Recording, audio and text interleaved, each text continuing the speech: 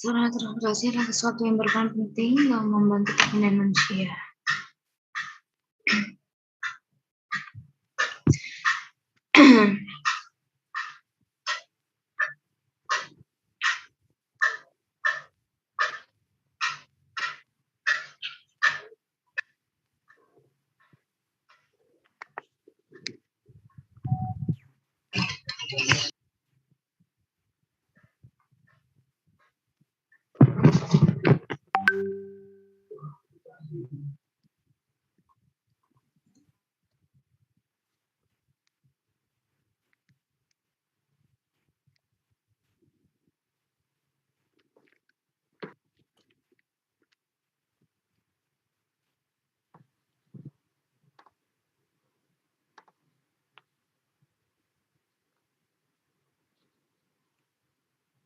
Baiklah, karena waktu telah menunjukkan pukul 8, maka langsung saja kita mulai acara pra-seminar online Departemen Matematika FMIPA IPB pada pagi hari ini.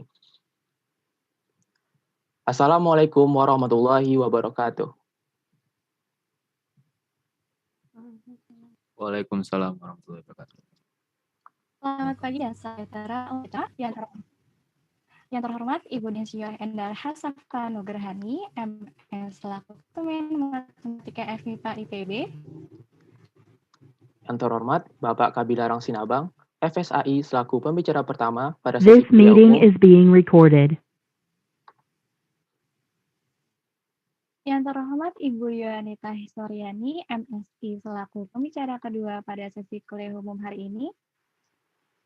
Selanjutnya, yang terhormat Bapak Ibu dosen penguji.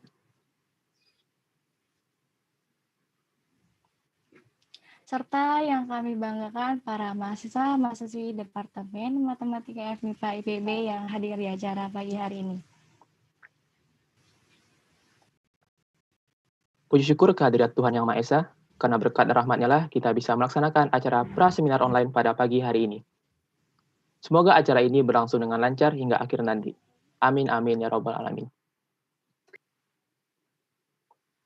Sebelumnya, perkenalkan saya Ainur Soleh-Kuzana, mahasiswi Matematika Angkatan 55 dan rekan saya Alfikri Mularani Notiva, mahasiswa Aktuaria Angkatan 56 yang akan memandu jalannya acara pada pagi hari ini.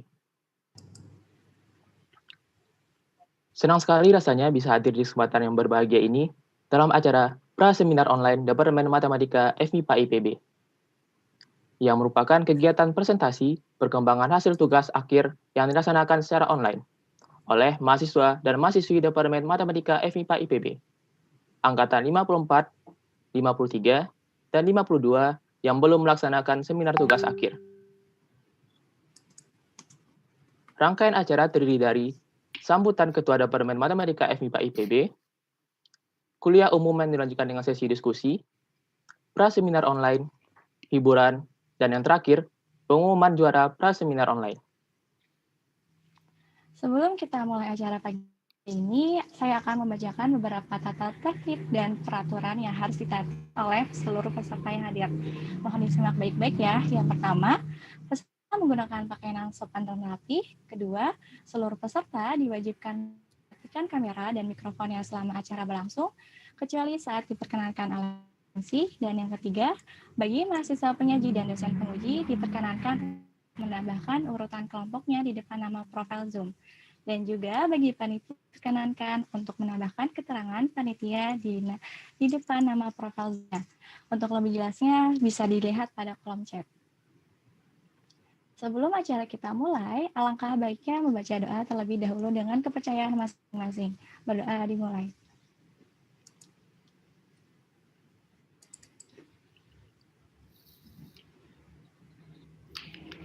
Berdoa selesai. Baik, untuk mengefektifkan waktu, langsung saja kita mulai acara yang pertama, yaitu sambutan oleh Ibu Dr. Insinyur Endar Hasafka Nugrahani, MS selaku Ketua Departemen Matematika FMIPA IPB. Ada Ibu Endar, waktu dan tempat dipersilahkan. Baik, terima kasih MC. Assalamualaikum warahmatullahi wabarakatuh. Waalaikumsalam. Selamat pagi semuanya. Pertama-tama marilah kita panjatkan puji syukur kehadirat Tuhan Yang Maha Kuasa bahwa kita masih dapat berjumpa pada pagi hari ini untuk mengikuti acara kuliah umum dan praseminar Departemen Matematika. Kemudian terima kasih atas kehadiran dari para narasumber kita, yaitu Bapak Kabilarang Sinabang, FSAI, sebagai salah satu alumni sukses dari Departemen Matematika ya, untuk nanti bersedia sharing tentang kepakaran keilmuan beliau berkaitan dengan bidang pekerjaan yang beliau geluti. Terima kasih Pak Kabil.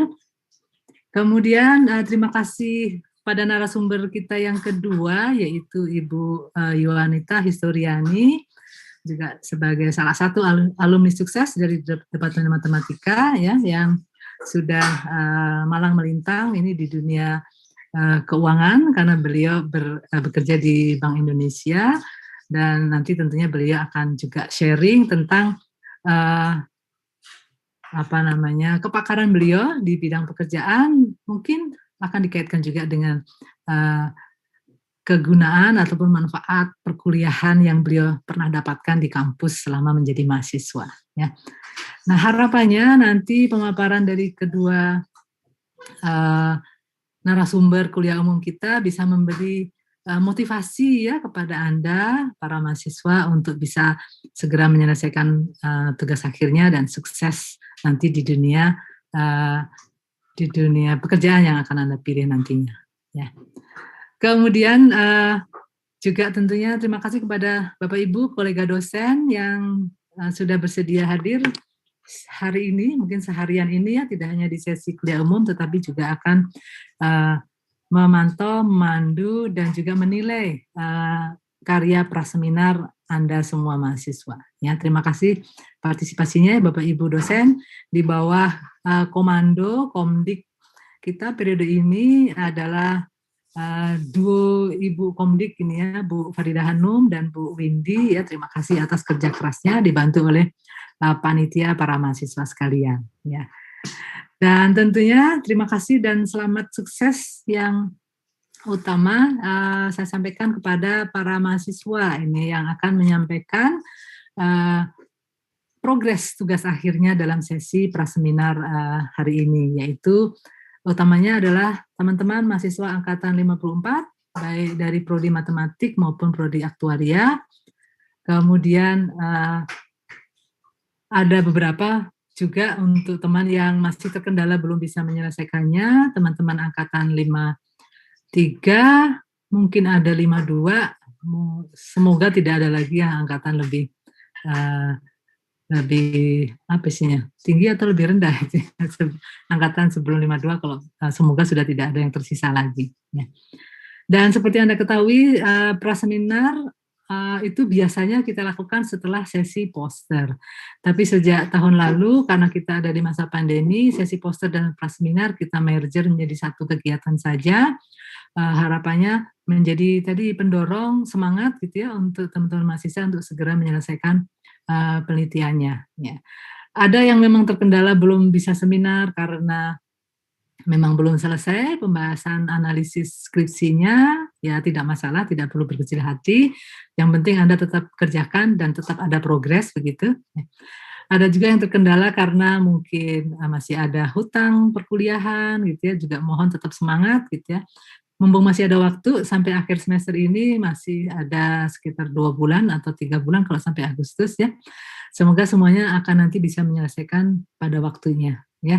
Sehingga seminar sebagai salah satu tahap wajib untuk penyelesaian tugas akhir bisa segera Anda lakukan.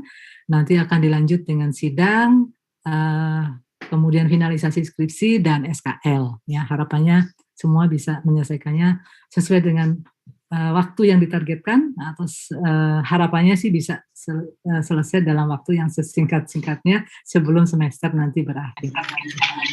Baik, demikian saja dari saya. Sekali lagi semangat ya untuk teman-teman untuk berpraseminar. Semangat juga untuk mengikuti kuliah umum. Dan sekali lagi terima kasih kepada Pak Kabilarang dan Bu Yuanita yang bersedia sharing pengalamannya dalam sesi kuliah umum nanti. Kurang lebihnya mohon maaf. Saya akhiri. Assalamualaikum warahmatullahi wabarakatuh. Waalaikumsalam warahmatullahi wabarakatuh. Terima kasih kepada Ibu Endar atas sambutan yang telah disampaikan. Semoga apa yang Ibu sampaikan bisa terlaksana dengan baik. Amin, amin ya rabbal alamin. Acara selanjutnya yaitu adalah kuliah umum sesi pertama dengan tema risk management dan sesi kedua dengan tema proses pengelolaan cadangan devisa, lalu akan dilanjutkan dengan sesi diskusi di mana peserta nantinya bisa mengajukan pertanyaan kepada pemateri secara langsung dengan cara mengaktifkan virtual raise atau menuliskan pertanyaannya selama kuliah online berlangsung melalui kolom chat.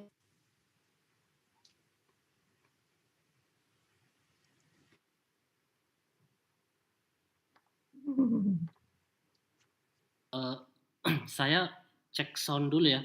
Suara saya bisa kedengaran dengan jelas kah, panitia?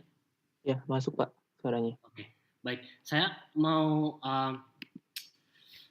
memberikan mau share screen ya, karena saya ada beberapa slide yang mau saya bagikan kepada teman-teman. Ini oke. Ini saya nggak bisa bagi nih. Kayak sepertinya gara-gara panitia sedang membagikan ini kali ya. Oke.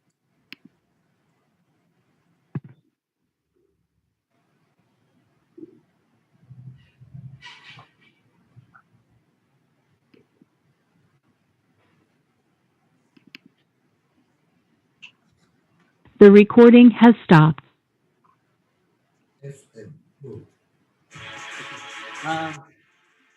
Cek lagi panitia apakah screen saya sudah terlihat? This meeting is being recorded. Sudah Pak, sudah terlihat. Oke, baik, terima kasih. Selamat pagi dan salam sejahtera untuk kita semua. Pertama-tama saya mau mengucapkan terima kasih kepada Bu Endar dan para dosen dan juga panitia atas kesempatannya pada hari ini. Saya bisa berbagi kepada adik-adik mahasiswa tingkat akhir tentunya yang sebentar lagi mungkin akan pada lulus dan mencari pekerjaan maupun melanjutkan studi ke jenjang lebih tinggi. Oke, ini sedikit topik yang akan saya bawakan adalah sebenarnya risk management pada asuransi jiwa. Tapi risk management itu sebenarnya ilmu yang kita bisa bilang general ya. Jadi sebenarnya tidak hanya ada pada asuransi jiwa, tapi semua lini bisnis pasti ada risk manajemennya gitu ya. Tapi topik khusus hari ini fokus pada asuransi jiwa. Oke, ini sedikit profil saya. Role saya sekarang itu di Juri Topaz Life itu sebagai Chief Actuary dan Appointed Actuary. Nanti teman-teman bisa Google ya apa aja pekerjaan Chief Actuary dan Appointed Actuary. Dan tapi sebelum saya di jabatan ini saya juga pernah jadi Head of Planning, Performance Management dan Strategic Finance. Jadi ini juga sebenarnya saya boleh bilang ini role yang ini merupakan non traditional actuarial karir ya sebenarnya.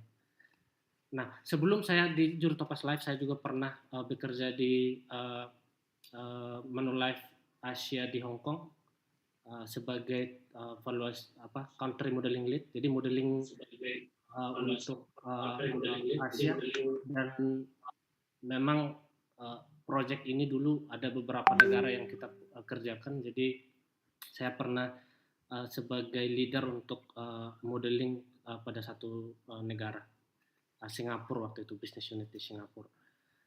Kemudian sebelum di sana juga saya pernah di Manulife Indonesia. Ini posisi yang pernah saya jabat di sana, pernah di pricing, actuarial strategy, embedded value, dan juga experience study. Dulu saya di IPB, di sini saya lulus 2010, tapi angkatan saya 43, angkatan 43. Jadi kalau teman-teman di sini tadi 54 ya, kebanyakan berarti udah 12 tahun lebih. Jadi saya udah tua banget nih. Udah 12 tahun ya. lebih tua dari teman-teman semua. Dan certification yang saya dapat juga ada FSI, ada juga tahun ini ada dapat QRGP. QRGP ini sebenarnya memang diharuskan untuk senior manajemen untuk semua, kayaknya baik di asuransi maupun di tidak asuransi perlu diharuskan memiliki qualified ini. Oke. Ini sedikit ini aja profil dari juri itu. Sebenarnya ini singkat saja.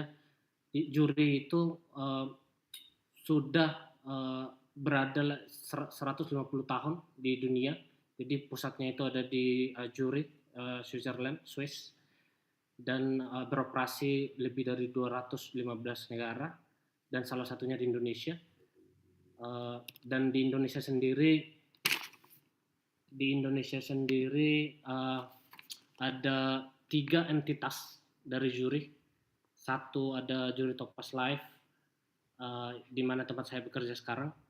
Ada juga juri Insurance Indonesia. Ini sebenarnya asuransi perusahaan asuransi umum.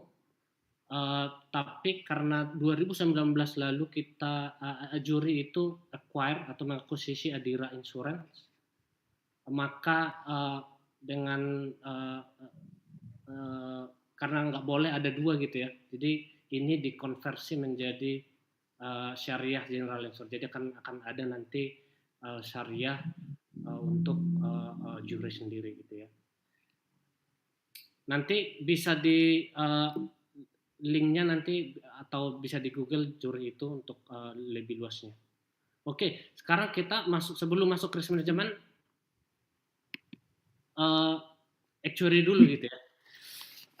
Apa itu actuary? Jadi saya ada di sini taruh definisi ataupun ada source-nya, ada Investopedia. Sebenarnya banyak source yang bisa dilihat. Sebenarnya apa sih seorang actuary itu apa gitu. Jadi ada tiga kata kunci di sini saya taruh.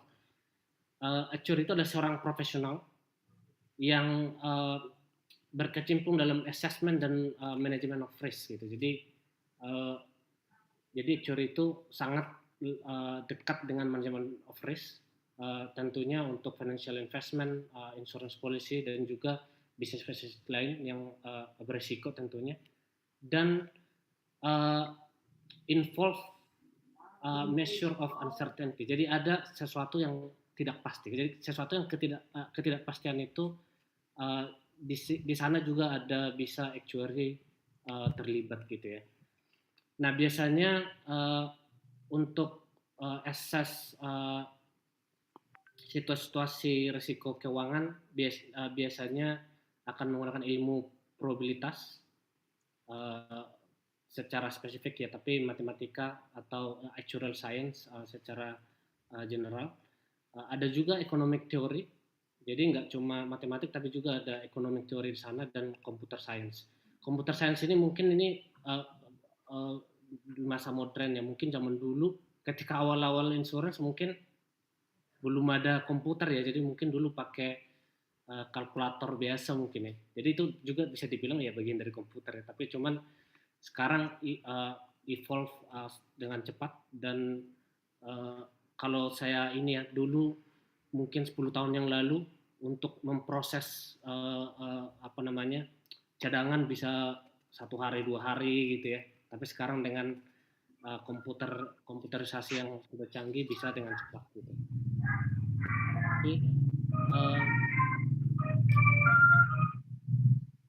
Oke, sebelum ke situ berarti apa sih yang dibutuhkan untuk actuary itu? Sebenarnya yang pertama itu ada strong analytical skill.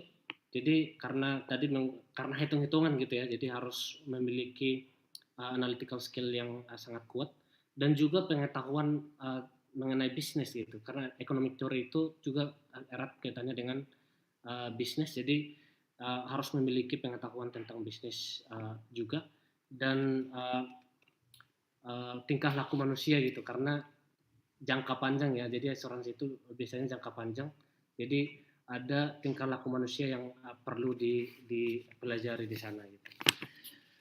Kemudian di sini saya taruh beberapa scope dari actuary, di mana aja bekerja seorang actuary itu. Kita bagi dua di sini, ada yang tradisional. Jadi kalau dibilang tradisional ini yang benar-benar core-nya actuary gitu lah. Jadi core-nya actuary itu ada di traditional actuary ini. Jadi itu termasuk pricing itu juga itu yang bikin menghargai sebuah produk, menentukan premi gitu. Ada reserving, penentuan cadangan, ada modeling juga, solvency ini tingkat kesehatan keuangan, ada capital management, ada reinsurance juga, pension, consultant dan lain-lain. Cuman karena topik saya hari ini risk management juga, jadi ada juga sebenarnya actuary itu yang bekerja di non tradisional dibilang. Jadi non tradisional itu ada macam-macam juga tuh, ada risk management yang tentunya kaitannya sangat erat dengan risk management ya. Ada enterprise risk management, senior management juga banyak. Jadi banyak actuary itu yang menjadi direktur keuangan maupun CEO ataupun presiden direktur dari sebuah insurance company. Terus ada juga bisa juga product management. Product management ini kita sering sebut juga kayak marketing actuary gitu ya. Jadi marketing actuary itu bisa juga product management atau business development, itu juga ada di sana. Juga investment ataupun corporate strategy. Jadi semua ini bagian-bagian ini adalah seseorang yang harus paham betul terhadap risk management.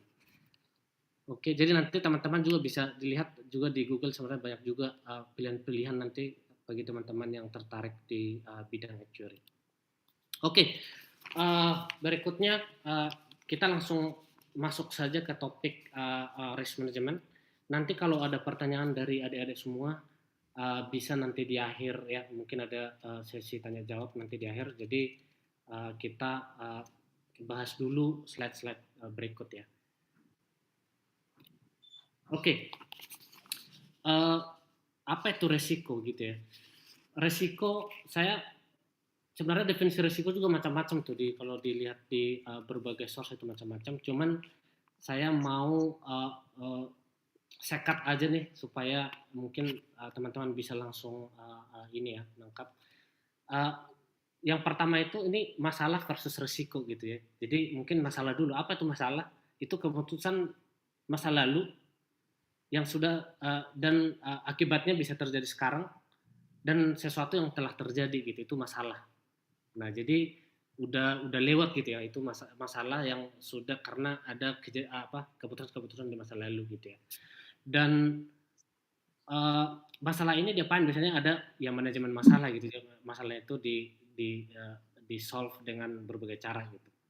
Nah, kemudian apa itu resiko? Berarti resiko itu sesuatu sebenarnya kemungkinan kejadian di masa yang akan datang.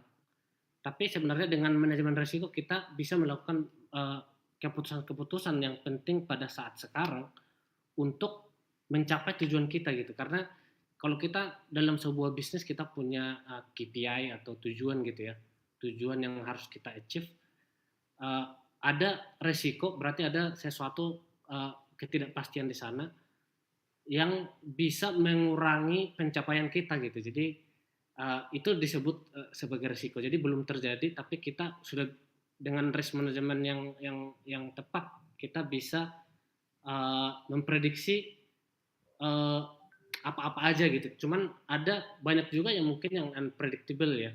Ada juga yang unpredictable, tapi setidaknya dengan risk management itu kita bisa mengidentifikasi risiko-risiko apa yang bisa terjadi gitu untuk setiap bisnis kita gitu. Jadi sehingga nanti nggak ada lagi kejutan, nggak ada surprise lagi di masa depan. Oh, ini ada sesuatu yang terjadi gitu, tapi sesuatu yang kita bisa kelola dari saat ini gitu, untuk meminimalkan risiko. Jadi itu sekilas ini aja masalah versus risiko. Terus yang berikutnya itu ada 4 kata kunci di sini ya. Jadi resiko itu sebenarnya enggak selamanya itu berkonotasi negatif ya. Jadi kalau kita mau ngomongin resiko pasti ada reward. Jadi yang namanya bisnis itu contohnya lah bisnis asuransi itu kan sebenarnya bisnis resiko gitu ya, karena ada resiko tapi ada peluang di sana, makanya ada bisnis asuransi. Itu ada resiko yang harus kita kelola. Jadi kalau di sini ada saya di gambar ini ada dua ya, peluang atau opportunity atau bisa juga potensi reward gitu ya. Terus kemudian di bawah itu ada resiko. Dalam bisnis itu pasti kita yang namanya bisnis kita mau mengoptimalkan keuntungan gitu ya. Kita punya KPI itu yang akan selalu kita optimalkan. Nah, dengan resiko sekecil mungkin. Memang itu selalu yang namanya bisnis itu kita mau untung sebesar-besarnya tapi resiko sekecil mungkin gitu ya. Jadi jelas dulu sasaran itu artinya ada tujuan yang jelas, ada KPI yang jelas. KPI itu Key Performance Indicator ya. Jadi ada objektif kita. Terus ada di sini kata kunci berikutnya ada ketidakpastian. Ketidakpastian itu juga mengandung yang dua ini ya, peluang dan risiko, opportunity dan risiko. Jadi di sana ada tidak kepastian dan kita harus di risk management harus mengidentifikasi apa-apa aja risikonya, terus kita ukur. Biasanya risiko itu akan secara pengukuran itu dampaknya apa dan likelihood-nya seberapa besar. Likelihood itu kansnya gitu ya, kemungkinan itu terjadi besar atau kecil dan dampaknya itu besar atau kecil. Jadi macam-macam tuh berarti kan. Kemungkinan ada yang kemungkinannya besar tapi dampaknya kecil, ada juga yang kemungkinannya besar dampaknya besar, ada juga kemungkinannya kecil dampaknya kecil maupun besar gitu. Jadi banyak kemungkinan yang terjadi di sana, di mana nanti setiap perusahaan itu biasanya dengan mengukur ini mereka harus tahu dulu risk appetite gitu ya. Ada selera risiko namanya. Jadi dengan mengetahui ini ya, apakah risiko ini sesuatu yang bisa diterima oleh perusahaan tersebut atau tidak gitu. Jadi nanti ada macam-macam, nanti di slide-slide berikutnya nanti ada cara-cara pengelolaan risiko ataupun perlakuan risiko itu sendiri. Oke, karena ini kita ngomongin risk management untuk life insurance ya, jadi mungkin kita sedikit ini aja mungkin apa itu asuransi. Mungkin bagi teman-teman itu identik ya asuransi dengan bisnis transfer risiko gitu. Jadi ini menurut kitab undang-undang hukum dagang kita, asuransi atau pertanggungan adalah suatu perjanjian di mana seseorang penanggung, ini kebetulan di sini tulisnya seseorang penanggung supaya lebih general ya. Tapi penanggung di sini biasanya itu perusahaan asuransinya gitu, seorang penanggung mengikatkan diri kepada seorang tertanggung. Nah, tertanggung itu berarti orang yang diasuransikan gitu, dengan menerima suatu premi. Jadi penanggung itu menerima premi dari tertanggung untuk memberikan penggantian kepadanya karena suatu kerugian, kerusakan, atau kehilangan keuntungan yang diharapkan yang mungkin akan dideritanya karena suatu peristiwa tertentu di kemudian hari. Jadi ada pergantian di sana. Jadi tertanggung kasih premi, nanti kalau terjadi sesuatu penanggung akan melakukan penggantian. Itu biasanya disebut uang pertanggungan gitu ya. Dan di asuransi jiwa sendiri ada beberapa produk yang biasa ditawarkan oleh asuransi jiwa. Ada asuransi meninggal, mungkin teman-teman juga pasti sering dengar ya, asuransi kesehatan gitu. Kesehatan ini kalau dirawat inap maka perusahaan asuransi akan membayar perawatannya gitu, biaya-biaya perawatannya ataupun rawat jalan. Terus ada juga asuransi kecelakaan. Kecelakaan ini juga bisa juga nih, meninggal karena kecelakaan juga bisa juga gitu ya. Atau kecelakaan yang perawatan karena kecelakaan juga bisa juga. Kemudian ini maaf ya, ini kata-kata di sini karena kita di asuransi jiwa itu udah terbiasa gitu ya dengan kata-kata meninggal, kecelakaan, catatan total. Jadi mohon dimaklumi karena memang bisnis ini berkecimpung dalam risiko-risiko yang mungkin gak enak didengar gitu ya. Asuransi tadi ada asuransi kecelakaan, terus ada asuransi cacat tetap total. Ini dapat wallet itu yang sudah tidak bisa misalkan melakukan pekerjaannya sehari-hari gitu.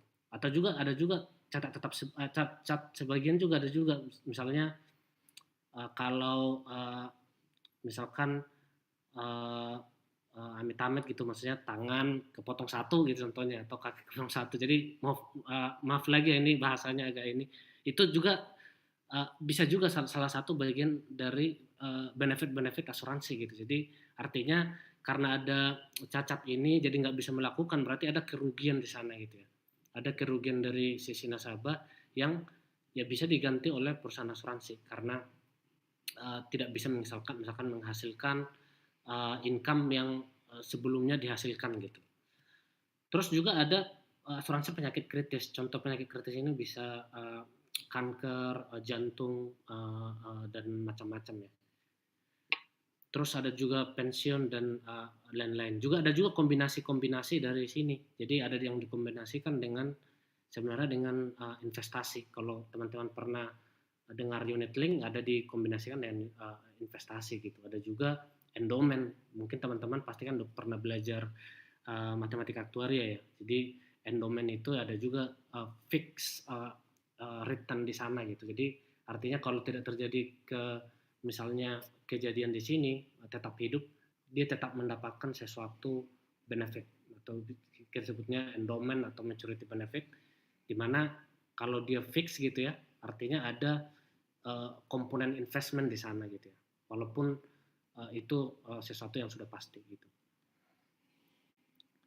Oke, berikutnya karena kita udah bahas resiko dan asuransi, ini saya mau mengilustrasikan nih. Jadi mungkin teman-teman bertanya, ini asuransi itu kok bisa misalkan gimana kalau ada klaim, misalkan ada uang pertanggungan seseorang, uang pertanggungannya misalnya 20 miliar gitu. Nah nanti kalau itu terjadi, ntar perusahaan asuransinya bangkrut dong. Nah itu mungkin ada juga pemikiran-pemikiran begitu gitu ya. Jadi perusahaan asuransi itu nanti kalau terjadi ini bisa bangkrut. Terus mungkin ada juga yang bertanya, kenapa perusahaan asuransi itu bangkrut? Nah, itulah di sini perlunya kita pengelolaan resiko yang baik gitu ya. Sebenarnya nggak cuma asuransi, sebenarnya banyak, semua bisnis pasti ini ada gitu. Cuman karena topik kita asuransi jiwa, saya mau memberikan ilustrasi nih kepada teman-teman semua bagaimana sebenarnya asuransi jiwa itu bisa mengelola risiko dan tidak mengakibatkan misalkan kebangkrutan di masa mendatang gitu. Jadi ini saya kasih satu produk yang sangat simpel. Ya mungkin nggak akan ada perusahaan asuransi yang bikin produk seperti ini ya, tapi ini simpel. Jadi premi tunggal dengan manfaat meninggal 20 tahun ke depan dengan 100 uang pertanggungan kalau terjadi risiko meninggal. Jadi premi tunggalnya sekali bayar gitu ya. Nah, ini bagaimana flow dari risiko itu. Jadi artinya sebenarnya nasabah ini mentransfer risiko gitu ya kepada perusahaan asuransi. Karena kalau terjadi kejadian itu keluarga yang ditinggalkan misalnya dapat uang pertanggungan, di mana misalkan uang pertanggungan bisa sebagai penutup dari income orang yang meninggal ini gitu. Jadi bisa misalkan dipakai oleh keluarga yang ditinggalkan untuk buka bisnis atau menghasilkan income yang lain gitu. Jadi nasabah di sini mentransfer risiko kepada perusahaan asuransi. Katakanlah ini supaya kita 100 miliar lah kita ngomongnya, contohnya ada atau 50 miliar lah. Ada seseorang yang 50 miliar dia punya uang pertanggungan. Apakah itu mungkin? Sebenarnya mungkin aja ya kalau dalam dunia perasuransian. Dengan biaya yang disebut premi. Jadi kita melempar risiko tentunya ya kita ada biaya yang namanya pengalihan risiko itu kan ada biaya di sana. Biaya yang di sini disebut premi dari nasabah tertanggung. Nah, pertanyaannya apakah perusahaan asuransi akan resikonya sebesar 550 miliar tadi? Tidak, tentunya tidak. Jadi proses ilmu risiko inilah yang membuat kita itu meminimalkan risiko gitu ya. Jadi ternyata ya perusahaan asuransi itu nggak retain 100%, maksudnya nggak menerima 100% dari sana. Jadi nanti resikonya itu nanti akan dilempar sebagian ke reasuransi.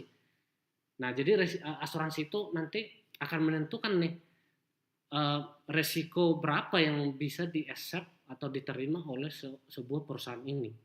Jadi ada namanya risk appetite dan retention gitu, jadi retain. Jadi kita retain berapa nih perusahaan asuransinya? Setiap perusahaan asuransi tentunya beda-beda. Ada yang 300 juta, ada yang 500 juta, ada yang 1 miliar, atau yang 2 miliar. Biasanya tergantung seberapa besar kapital atau modal dari sebuah perusahaan asuransi ini. Tentunya kalau modalnya kecil nggak mungkin dia retain besar. Jadi dia punya modal misalkan 40 miliar doang, tapi resikonya 50 miliar. Itu kalau terjadi artinya kalau orang ini amit-amit ini ya berarti perusahaannya bisa bangkrut gitu ya. Jadi harus ada pengukuran di sana berapa level dari uang pertahuan yang bisa di-accept. Jadi di sini kita sebutkan lah X%. Dan artinya katakan 1 miliar di sini, artinya 49 miliar tadi akan dilempar ke reasuransi. Nah, biasanya reasuransi ini dia punya kapital lebih besar, dia punya modal yang harusnya lebih besar gitu ya. Nah, kapital reasuransi ini juga nanti sebenarnya nggak akan pegang itu semua resiko. Nanti dia akan melempar juga ke reasuransi yang lain. Jadi ada pembagian resiko di sini, sehingga kalau terjadi resiko semua aman gitu ya. Jadi nasabahnya dapat apa yang dijanjikan, perusahaan asuransinya juga karena ada level tadi yang di tingkat UP yang hanya di retain, itu mungkin sesuatu yang nggak terlalu besar untuk perusahaan asuransi itu. Reasuransinya juga begitu, nggak akan terlalu besar. Nah, retrosesi ini juga jadi ada pembagian risiko di sana. Jadi itu salah satu ilustrasi ya. Terus kemudian saya kenapa taruh di sini ada aset dan liabilities? Karena begini, namanya ini kan premi tunggal gitu ya. Jadi ada premi yang diterima oleh perusahaan asuransi. Tentunya premi ini enggak bisa langsung dianggap sebagai untung gitu ya, karena ada potensi kerugian di masa mendatang. Jadi duit premi ini nanti kan karena dia single premi, dia harus mengelola ini nih duitnya nih. Nah, pengelolaan ini pun banyak resiko-resiko nanti yang dipertimbangkan, misalnya resiko likuiditas gitu, jangan sampai preminya itu ditaruh semua misalkan di properti ataupun di aset yang tidak liquid gitu ya. Terus kalaupun diinvestasikan di instrumen keuangan, ada juga risiko-risiko yang lain yang dipertimbangkan juga. Apakah perusahaan tersebut yang diinvestasikan ini punya kredit rating yang cukup tinggi. Jadi kredit rating itu istilahnya ini ratingnya dia. Jadi semakin bagus sebuah perusahaan itu, ratingnya akan semakin tinggi. Biasanya kalau teman-teman Pevindo gitu ya, Pevindo salah satu yang rating agency. Jadi kalau bagus banget ini perusahaan, biasanya triple A gitu. Jadi ada triple A, ada double A, ada juga A, ada juga BBB, ada juga CCC. Jadi ada level kredit di sana yang setiap company punya appetite, ada rela resiko di sana.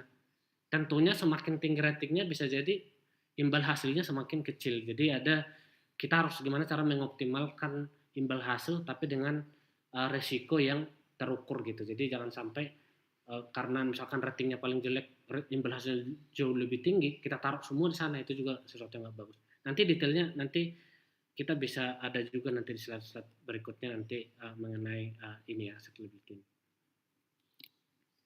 Oke. Berikutnya ini secara garis besar risk management itu prosesnya seperti apa. Ini sebenarnya punya standar internasional ya, dan juga SNI kita pun sebenarnya mengadopsi hal yang sama. Ada kalau dilihat di sini ada flow-nya ya. Jadi flow-nya itu mengalir terus. Jadi mulai dari establishing the context sampai nanti ada risk identification, risk analysis, risk evaluation, risk treatment, terus kemudian ada setiap item ini juga harus dimonitor dan direview setiap saat dan harus dilakukan komunikasi yang tepat. Jadi ada cycle di sini ya, terus menerus. Tapi cycle mana yang duluan?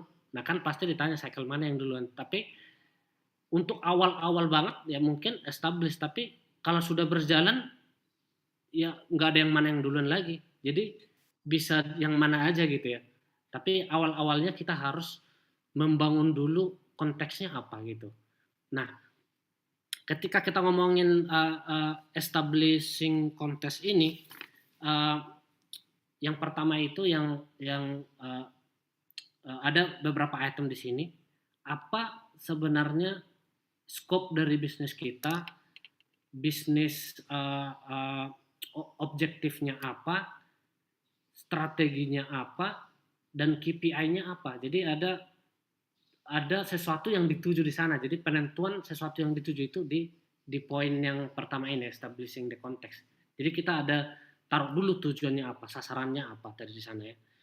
Terus kita juga dengan sudah adanya strategi perusahaan atau KPI, tentunya ada banyak pihak yang terlibat di sini juga, ataupun ada banyak resource yang terlibat juga dalam di establishing the context ini. Kita juga harus tahu resource kita bagaimana gitu, artinya employee kita bagaimana, skillnya gimana, kita harus mengerti itu juga. Jangan sampai nanti kita taruh seseorang yang skill yang berbeda di tempat yang harus memiliki skill khusus gitu, itu juga kan berisiko berarti nanti ya.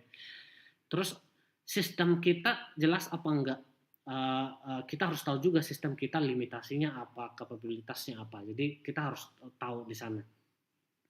Terus kita harus membangun juga ada yang namanya risk appetite atau tolerance.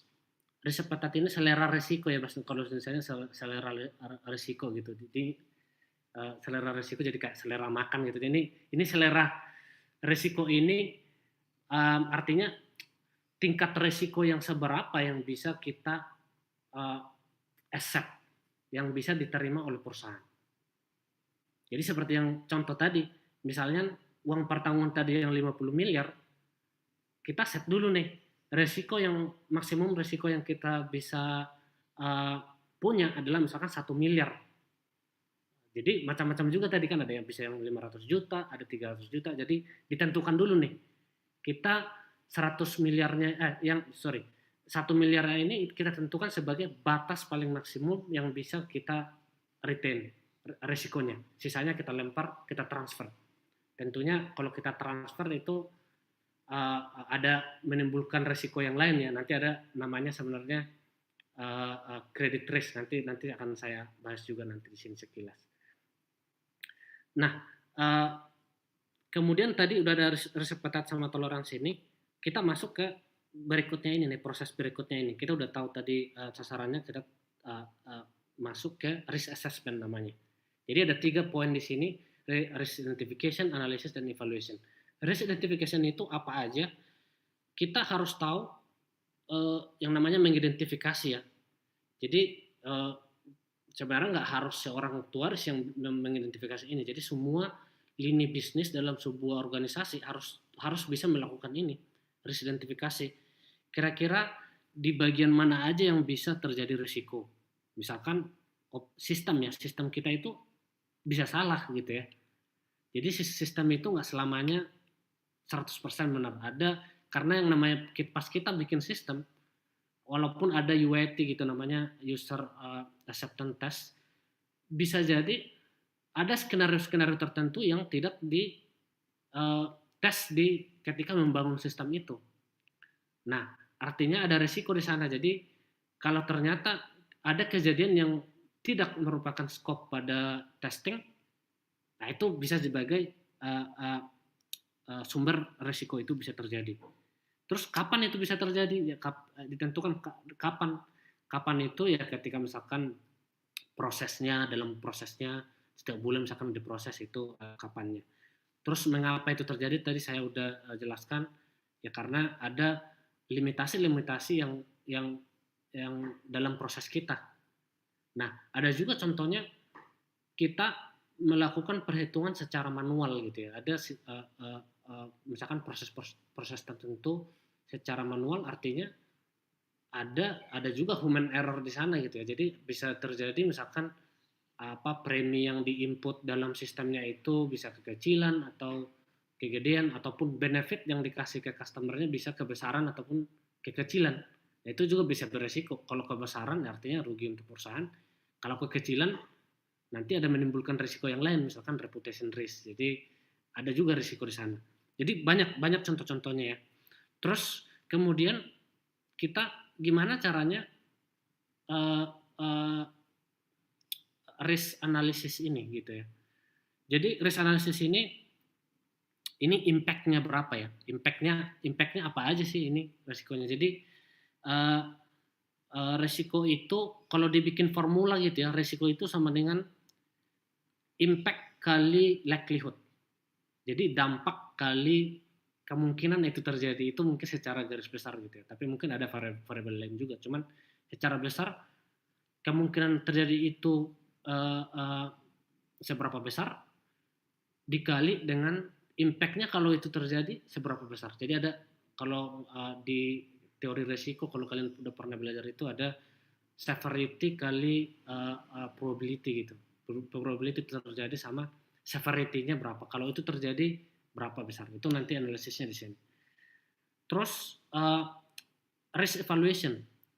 Risk evaluation tentunya kita harus evaluasi setiap regulernya risk yang kita identifikasi tadi itu semua. Jadi setiap departemen kan tadi mengidentifikasi terus ada risiko yang bisa dihitung, ada juga sebenarnya yang tidak bisa dihitung ya. Jadi kadang hanya kualitatif gitu. Risk evaluation ini kita review lagi nih risiko-risiko yang kita set sebelumnya. Misalkan risk appetite-nya tadi nih, yang 1 miliar tadi. Oh, ternyata kapital kita sudah makin besar nih. Kita bisa absorb risiko yang lebih besar. Nanti bisa kita naikin misalkan 2 miliar. Nah, nanti ada siklus di sana. Terus risk treatment-nya. Risk treatment ini nanti ada macam-macam. Apakah kita menerima sebuah risiko atau mengurangi atau menghindari atau mengeksploitasi dan macam-macam. Nanti ada slide tersendiri mengenai risk treatment ini. Jadi siklusnya seperti ini. Nah, sekarang kita masuk ke risiko-risiko pada asuransi jiwa. Nah, nanti mungkin juga teman-teman kalau teman-teman ada yang nanti suatu saat bekerja di bank, sebenarnya tipe-tipe risikonya sama semua, kecuali mungkin insurance risk ya. Tapi yang lain ini semua kayak credit risk, market risk, liquidity, operation, ini semua ada. Kalau walaupun di bank gitu ya, bukan di insurance ada. Jadi secara konsep dia umum gitu risk management ini. Oke, ini yang di life insurance begini. Ini kita mulai dari insurance risk. Insurance risk ini resiko akibat kegagalan perusahaan asuransi memenuhi kewajiban kepada pemegang polis. Nah, ini juga terjadi yang tadi itu. Misalkan tingkat kematiannya lebih tinggi gitu, karena lebih tinggi ada resiko perusahaan karena terlalu misalkan banyak yang di-retain tadi. Kalau di-retain semua, maka insurance risk-nya dia akan semakin besar.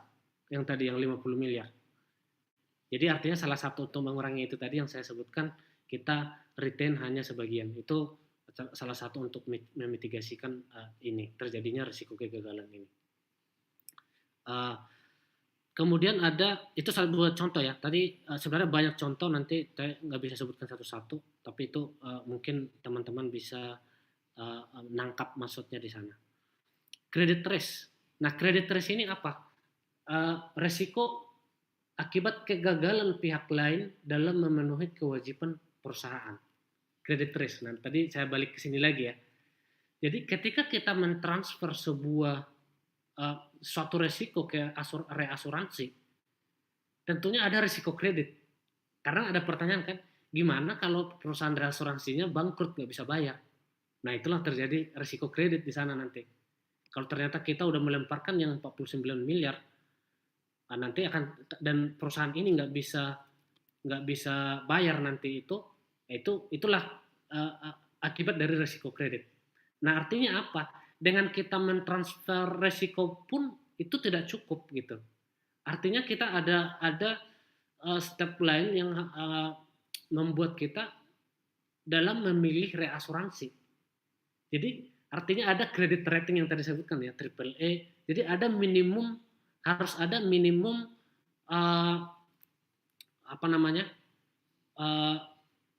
minimum credit rating yang kita bisa set. Bisa AAA atau AA itu minimumnya. Terus kemudian tadi ada market risk, ini risiko pasar, itu bisa terjadi kalau terjadi tingkat suku bunga berubah. Nanti saya kasih contoh juga satu di sana. Gimana kalau saham turun, kemarin COVID juga kan saham turun drastis, apa impactnya nanti kita bisa bahas sekilas. Liquidity risk ini tadi juga masuk ke dalam ini tadi, asset liability tadi. Kalau kita terima premi, jangan pula disimpan di properti, itu akan menimbulkan nanti liquidity risk. Jadi simpanlah di sesuatu aset yang lebih liquid dengan return yang reasonable gitu. Nah, kemudian operational risk ini kalau terjadi kesalahan dalam kesalahan manusia, sistemnya juga salah. Strategic risk ini ketidaktepatan mengambil keputusan, bisa juga tadi contohnya kalau kita menempatkan orang yang tidak tepat pada sebuah posisi, itu juga bisa mengakibatkan tidak tercapainya suatu tujuan. Legal risk itu kalau ada tuntutan hukum, misalkan kita melakukan kesalahan terhadap misalkan bisa customer atau pihak lain gitu. Compliance ini kalau kita tidak memenuhi aturan, misalkan dari OJK kita penalti nih kalau kita ada melakukan kesalahan, itu compliance risk. Reputation ini juga bisa akibat menurunnya kepercayaan pemangku kepentingan, terlebih mungkin customer gitu ya. Jadi ada reputasi dari sebuah, karena asuransi itu bisnis jangka panjang, jadi kita harus punya atau membangun reputasi yang sangat baik terhadap customer. Oke. Ini tata kelolanya mungkin teman-teman pernah dengar, ada 3 biasanya lini pertahanan. First line itu, lini pertahanan pertama itu risk owner-nya itu, jadi departemen-departemen itu, jadi bisa finance, operation, distribution, atau human resource. Second line of defense itu ada bisa internal control, compliance, risk management team. Jadi ini risk management team khusus ini hanya untuk memantau ya, karena sebenarnya owner dari risk itu adalah sebenarnya orang-orang ini semua, operation, distribution. Jadi di sini hanya memastikan si risk owner-nya ini menjalankan tugasnya. Nah, kemudian pertahanan ketiga ada internal audit. Jadi kita audit apakah ada kesalahan-kesalahan ataupun finding dalam setiap proses ini. Ini yang umum, yang lazim dipakai dalam isu asuransi. Kemudian risk treatment, ini tadi saya sudah sebutkan tadi, ada menghindari risiko. Menghindari risiko ini tadi yang saya mungkin sebutkan tadi. Misalkan tidak menginvestasikan aset dalam properti, itu salah satu menghindari risiko. Kita nggak mau risiko liquidity terjadi, kita menghindari itu contohnya. Kemudian transfer risiko tadi yang sudah saya sebutkan juga, reinsurance itu kita mentransfer risiko kepada pihak lain. Terus menerima risiko itu ya kita terima misalkan 1 miliar tadi, itu berarti kita menerima risiko hanya 1 miliar. Terus kemudian mengurangi risiko itu bisa macam-macam ya. Kalau misalkan di bank lah contohnya, risiko kredit gitu ya. Jadi gagal bayar dari setiap gagal bayar dari yang kasih cicilan, misalkan ada kredit rumah ke banknya. Untuk mengurangi itu biasanya apa? Seleksinya diperketat. Misalkan income-nya dinaikkan atau apa, itu salah satu mengurangi risiko. Eksploitasi risiko ini itu bisa jadi sebenarnya kebalikannya mengurangi itu. Kita menambah risiko. Bisa menambah risiko, tapi dengan harapan ada benefit yang didapatkan lebih. Misalkan kita menurunkan tadi income level dengan harapan bisnis semakin besar. Itu mengeksploitasi risiko, itu contohnya. karena waktunya juga udah lumayan ini ya, kita mungkin satu. Oh ini tadi yang saya udah sebutkan, tadi resiko-resiko perlakuan resiko yang di sini dalam sebuah bisnis asuransi. Tadi ada transfer resiko, ada yang di retain tadi. Ini contohnya tadi saya tambahkan satu, gimana kalau ada manfaat akhir masa pertanggungan, artinya ada investment komponen di sana yang harus kita kelola. Nah, tadi ada retain, tadi yang transfer resiko udah dibahas. Retain, kita accept resiko sekian, tapi kita retain 100% acceptance, 100% dari manfaat uang pertanggungan tadi. Jadi kita nggak reasuransikan yang ini, endowmentnya contohnya. Nah, tapi dengan kita retain 100%, kita tentunya harus memanage liquidity risk dan market risk dengan strategi investasi yang baik gitu. Jadi ini tadi udah dibahas juga. Kemudian tadi ini ada transfer risiko, tapi dengan transfer risiko kita meningkatkan credit risk ya. Terus juga ada tadi di sini retrocession. Ini perlakuannya akan jelas. Jadi bisnis lain pun bisa dibikin begini, apa-apa aja perlakuannya. Oke, ini COVID-19.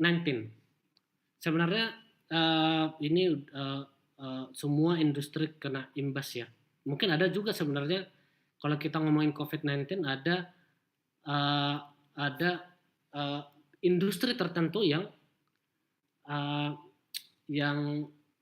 meningkatkan opportunity mereka. Jadi misalkan berarti ada opportunity di sana gitu. Dengan adanya COVID misalkan, contohnya nih perusahaan Zoom ini yang kita pakai sekarang itu bisa jadi salah satu perusahaan yang pendapatannya meningkat drastis gitu ya dengan adanya COVID ini, karena orang beralih ke digital gitu, virtual. Jadi ada opportunity juga di sana. Tapi di sini akan saya membahas sebenarnya impact-nya kepada perusahaan asuransi apa. Oke, yang pertama mortality ini tingkat kematian ya. Kalau tingkat kematiannya naik, tentunya pembayaran klaim juga akan menaik gitu ya. Artinya perusahaan harus mengeluarkan lebih duit lagi untuk bayar klaim dari apa yang kita ekspektasikan sebelumnya. Nah, tapi mortality itu naik nggak selamanya juga buruk untuk perusahaan asuransi. Ada juga sebenarnya kayak perusahaan asuransi yang memiliki produk anuitas. Itu bisa jadi untung di mereka ya. Anuitas itu pensiun ya gitu ya, pensiun. Jadi ada setelah pensiun gitu misalkan taruh di anuitas, dia dapat pembayaran selama dia hidup gitu. Tapi kalau mortality-nya naik, artinya perusahaan asuransinya nggak harus mengeluarkan banyak duit gitu ya. Jadi itu ada juga bagus untuk perusahaan, ada juga jeleknya gitu. Oke, morbidity sekarang. Morbidity ini kesehatan ya. Ini mungkin lebih fokus ke kesehatan, perawatan, biaya perawatan. Nah, ini tidak bisa dipungkiri memang setelah ada COVID ini ada juga penurunan kegiatan orang ke rumah sakit gitu. Mungkin bisa jadi gara-gara takut ke rumah sakit gitu ya. Mungkin sebelumnya kalau hanya penyakit diare aja gitu ya, pergi ke rumah sakit berobat gitu, dirawat. Tapi dengan sekarang mungkin kalau cuma diare ya orang ya di rumah aja karena takut ke rumah sakit. Nah, dengan begitu memang perusahaan melihat ada penurunan aktivitas atau insiden di rumah sakit. Jadi sehingga morbidity-nya turun memang. Cuman memang perawatan akibat COVID kan naik. Nah, kebetulan memang itu semua ditanggung oleh pemerintah. Jadi ada keuntungan untuk perusahaan. Jadi perusahaan nggak perlu bayar itu karena di cover oleh pemerintah. Jadi ada benefit di sana. Nah, sekarang interest rate turun. Interest rate turun artinya kalau tingkat suku bunga turun artinya liabilitas kita naik karena liabilitas kan nilai sekarang dari future liability gitu ya. Jadi pasti liabilitas kita naik. Cuman aset kita naik juga untuk offset itu. Jadi liability itu naik artinya rugi untuk perusahaan ya. Aset itu bisa naik juga karena apa? Kalau teman-teman belajar bond ya, ini matematika keuangan nih. Kalau tingkat suku bunga turun, maka nilai obligasi atau bond itu naik karena nilai sekarang karena kupon itu kan fix, terus ada maturity value-nya fix juga. Jadi nilai sekarang dari sesuatu yang fix itu dengan interest rate, discount rate yang lebih kecil pasti jadi lebih besar gitu ya kalau belajar matematika keuangan. Mudah-mudahan teman-teman masih ingat di tingkat akhir ini. Kemudian itu berarti ada offset di sana. Artinya kalau ada perusahaan yang tidak terlalu punya strategi investasi yang baik, bisa jadi liabilitas naik lebih besar dibanding aset turun karena ada durasi di sana ya.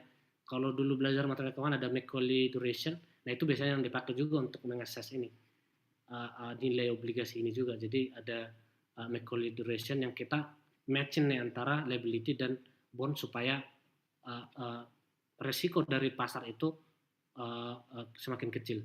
Terus kemudian ada stock price turun, ini nilai aset turun. Nah ini tergantung perusahaannya. Perusahaan yang menaruh banyak investasi di aset, maka mereka akan bisa terimpact drastis. Tapi ada juga perusahaan yang menghindari ini, bagian dari risk avoidance tadi ya. Kalau begitu mereka biasanya nggak terlalu kena impact. Oke, penjualan tentunya dengan sedikit mobility, penjualan asuransi juga akan menurun. Dengan menurunnya penjualan tentunya ya profitnya juga bisa menurun. Sekarang lapse atau surrender ini tingkat pengunduran diri.